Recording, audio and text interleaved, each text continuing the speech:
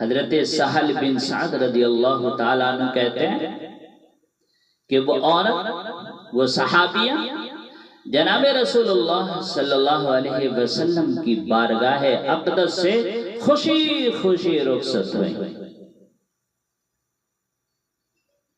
قریب میں ایک صحابی کھڑے تھے۔ شارحین نے لکھا ہے کہ وہ صحابی کوئی معمولی صحابی نہیں تھے، حضرت عبد الرحمن بن عوف رضی اللہ تعالی عنہ تھے۔ صحابہ میں سب سے مالدار صحابہ،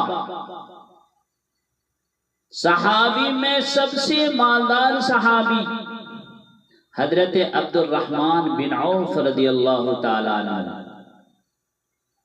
وہ خود کہتے ہیں کہ تجارت میں اللہ نے بہت برکت رکھی ہے۔ میں اگر پتھر بھی اٹھاؤں تو اس کے نیچے سے سونا نکل آتا ہے۔ وہ عبد الرحمن بن عوف رضی اللہ تعالیٰ عنہ تھے، قریب میں کھڑے تھے۔ اس نے جب اس کرتے کو دیکھا کہ جناب رسول اللہ صلی اللہ علیہ وسلم نے اپنے جسم اطہر پر زیب تن فرمایا ہوا ہے، تعریف شروع کر دی۔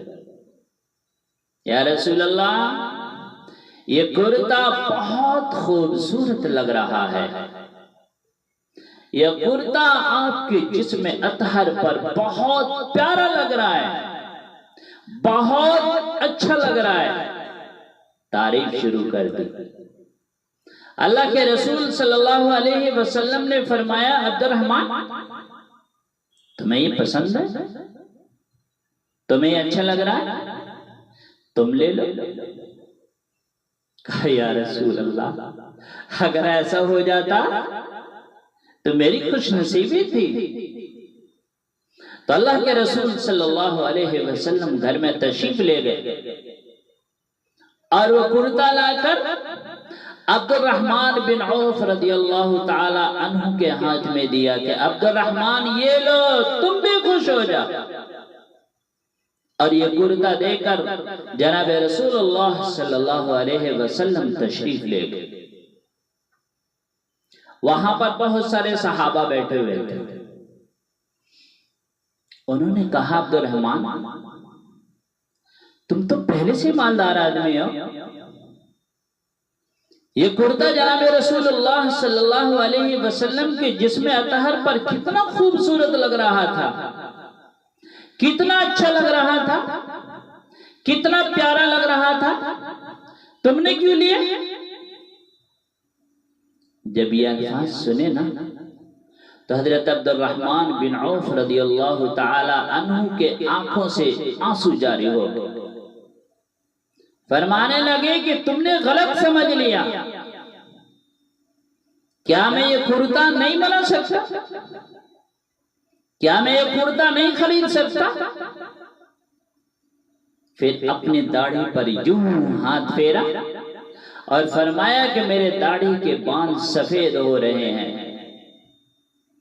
میری زندگی کے اختتام، میری زندگی اختتام کی جانب رواں دواں ہے۔ میں غزوہ بدر میں شرکت کیا، غزوہ احد میں تلوار اٹھائی، اللہ کے راہ میں بہت سارا مال خرچ کیا، لیکن مجھے اپنے کسی عمل پر بھی بھروسہ نہیں، لیکن جناب رسول اللہ صلی اللہ علیہ وسلم کی ذات اقدس پر مجھے بھروسہ ہے۔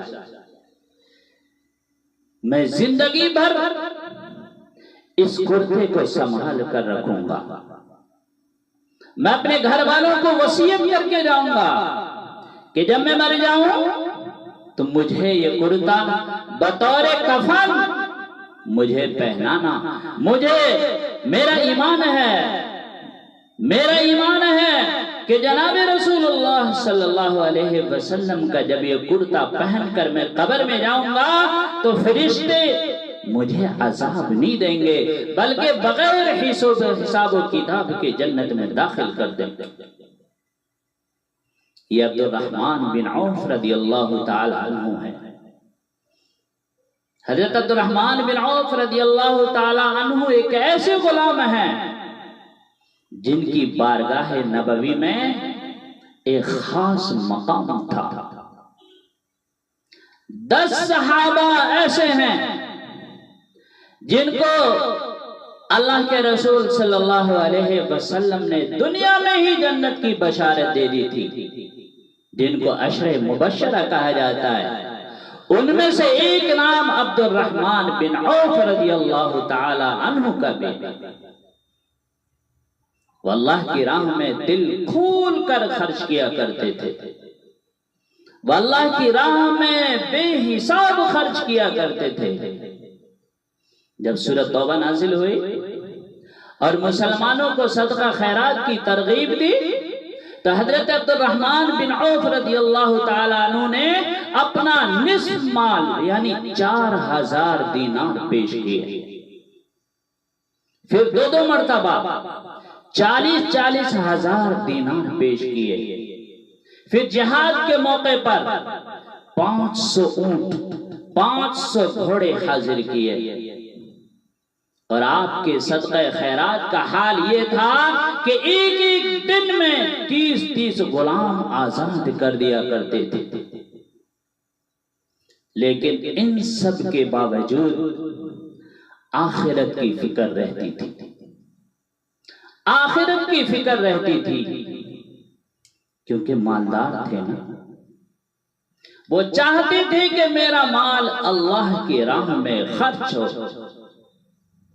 اس لیے جناب رسول اللہ صلی اللہ علیہ وسلم کی خدمت اقدس میں بار بار حاضر ہوتے، یا رسول اللہ مال فتنہ ہے، مال و دولت آزمائش ہے، یا رسول اللہ آپ مجھے تلقین فرمائیں میں کیا کروں؟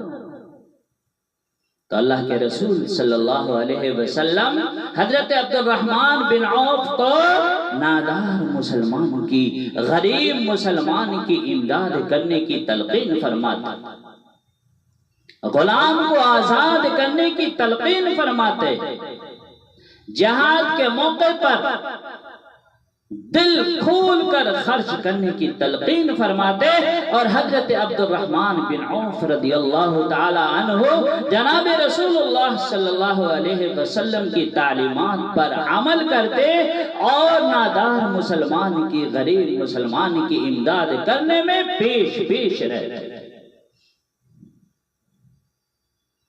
یہ حضرت عبد الرحمن بن عوف رضی اللہ تعالی عنہ ہیں۔ جب جناب رسول اللہ صلی اللہ علیہ وسلم دنیا سے وصال فرما گئے، رخصت فرما گئے، رحلت فرما گئے، تو حضرت عبد الرحمن بن عوف رضی اللہ تعالی عنہ بھی دیگر غلاموں کی طرح غمگین رہا کرتے تھے۔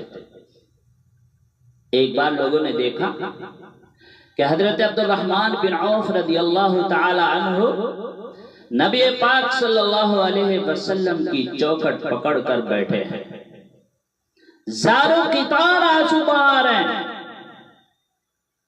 ان کی آہوزاری سن کر رسول اللہ صلی اللہ علیہ وسلم کی زوجہ، ہم سب کی ماں حضرت ام سلمہ رضی اللہ تعالی عنہا اپنے حجرے سے باہر تشریف لائی۔ کہا بیٹا کیا بات ہے، کیوں رو رہے ہو، کیا بات ہے؟ جب یہ ہمدردی کے 2 بول سنے نا اور رو پڑے۔ کیا بیٹا کیا بات ہے؟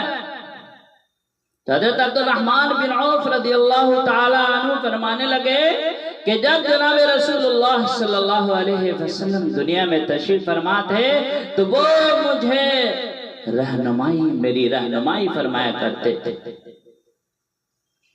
فرمایا کرتے تھے کہ مال فتنہ ہے، یہ امتحان کی جگہ ہے، میں اللہ کے رسول سے بات کیا کرتا، آپ میری رہنمائی فرمایا کرتے میرے پاس مال کا ڈھیر لگا ہوا ہے، میں حساب کرنے کے لیے بیٹھا تھا تو میں حساب نہیں کر پایا، مجھے ڈر اور خوف ہوا کہ کہیں قیامت کے دن بھی اللہ حساب لے اور میں حساب میں پھنس نہ جاؤں، لہذا آپ میری رہنمائی فرمائیں، میں آپ کے پاس آیا ہوں، آپ میری رہنمائی فرمائیں۔ حضرت ام سلمہ رضی اللہ تعالی عنہ عرض کرنے لگی، عبد الرحمن محبوب تھے، اس کی ترجمانی کون کر سکتا ہے؟ کہ نہیں اماں جی میری کوئی رہنمائی فرمائیں ورنہ میں ہلاک ہو جاؤں گا، میں برباد ہو جاؤں گا، آپ میری رہنمائی فرمائیں۔ حضرت ام سلمہ رضی اللہ تعالی عنہا نے عرض کی، عبد الرحمن جاؤ اپنا نصف مال اللہ کی راہ میں خرچ کر، کچھ نہ سوچے کہ 2.5% نکالنی ہے، اتنا مال ہے 2.5% جوڑنا ہے اس کے بعد نکالنا ہے، نہیں، اٹھے اور گئے اور سارا مال میں سے 50% مال اللہ کی راہ میں خرچ کر دیا، اور خرچ کر کے واپس آئے اور آ کے کہا اماں جی میں نے 50% مال اللہ کی راہ میں خرچ کر دیا ہے، اب تو بچ جاؤں گا نا۔ حضرت ام سلمہ رضی اللہ تعالی عنہا مسکرا کر فرمانے لگی، عبد الرحمن تم تو پہلے سے ہی جنتی ہو، اللہ کے نبی نے تو تمہیں دنیا میں ہی جنت کی بشارت دے دی تھی، تم تو پہلے سے جنتی ہو، اگر تمہیں پھر بھی اندیشہ ہے تو فکر نہ کرو، میں جناب رسول اللہ صلی اللہ علیہ وسلم سے تمہاری سفارش کروں گی، جناب رسول اللہ صلی اللہ علیہ وسلم اللہ کی بارگاہ میں سفارش کریں گے، تمہیں پھر کس بات کا ڈر ہے اور خوف ہے۔ جب حضرت عبد الرحمن بن عوف رضی اللہ تعالی عنہ نے ام المؤمنین حضرت ام سلمہ رضی اللہ تعالی عنہ کی زبان مبارک سے جب یہ کلمات سنے فوراً خوش ہو گئے، سکون حاصل ہوا اور اطمینان قلب کے ساتھ رخصت ہوئے۔ یہ حضرت عبد الرحمن بن عوف رضی اللہ تعالی عنہ ہے۔ اللہ پاک ہم سب کو بھی صحابہ کی طرز زندگی پر عمل کرنے کی توفیق عطا فرمائے، ہر بری چیز سے ہم سب کی حفاظت فرمائے، آمین۔ وآخر دعوانا ان الحمدللہ رب العالمین۔